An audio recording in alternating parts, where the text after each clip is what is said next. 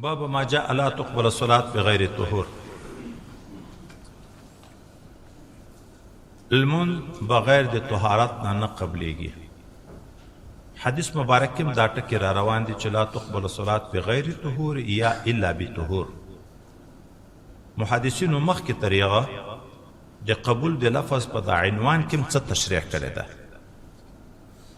قبول په دوه معناو باندې ده. یو استجماع د شرایطو د ارکانو چې مرادف د صحت ته په فقه کې صحیح ورته وایي. یو سړی لمونځ وکړي ظاهري شرایط ټول په ځای کې، ارکان ټول په ځای کې، دغه لمونځ قبول هم تعبیر کیږي، خو دغه لمونځ ته صحیح هم ویل کیږي. د دغه اثر او نتیجه فراغت ذمې ده چې د لمانځه ظاهري شرایط ټول په ځای کړه، ذمه فارغه شوه، د دغه لمانځه قضایي بیرته نشته په دغه.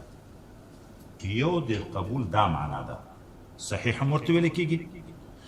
دوم قبول وقوع فی مرضات الرب، چې د الله په دربار کې قبول شي، چې نتیجه ترتب د ثواب ده، چې الله تعالی په هغه عمل چې د خدای پاک په نس قبول شي ثواب ورکوي، جنت کې اعلی مقامات ورکوي.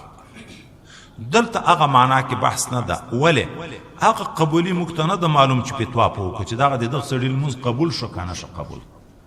د فتوا ځای د ظاهر ده، د ظاهره په لحاظ باندې چې چا اودس نه وسي لمونځ نه ده قبول، لمونځ نه ده صحیح، نه ده قبول. دا معنا نه ده صحیح، اجماع د شرایطو نشته.